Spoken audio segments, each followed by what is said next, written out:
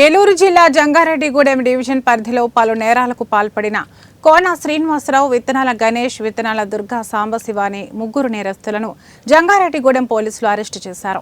ఈ సందర్భంగా డీఎస్పీ రవిచంద్ర మాట్లాడుతూ నిందితుల నుండి 17 గ్రాముల బంగారం, 123 గ్రాముల వెండి, ఒక ఎల్ఈడీ టీవీ మరియు బైకు స్వాధీనం చేసుకున్నామని చెప్పారు.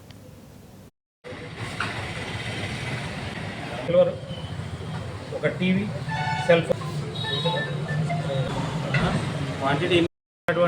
వివిధ రకాల దొంగతనాల సంబంధించినటువంటి కేసుల్లో మన ఎస్ఐ గారు, సిఐ గారి ఆధ్వర్యంలో స్పెషల్ పార్టీ నియమించి దొంగల్ని పట్టుకోవడం జరుగుతుంది.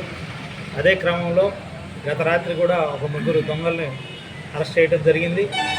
వీళ్ళు ముఖ్యంగా మనకి ఆగస్టు నెలలో 5వ తారీఖున జంగారెడ్డిగూడెం వస్తున్నటువంటి ఆర్టీసీ బస్సు గ్రామ ఫైర్ స్టేషన్ సమీపంలో చెడిపోయి ఆగిపోయి అక్కడ రిపేర్ చేసుకుంటున్న క్రమంలో ఒక ముగ్గురు వ్యక్తులు మోటార్ సైకిల్ మీద వచ్చి మన ఆర్టీసీ డ్రైవర్ని కొట్టి అతని దగ్గర నుంచి సెల్ ఫోన్ లాక్కొని వెళ్ళడం జరిగింది.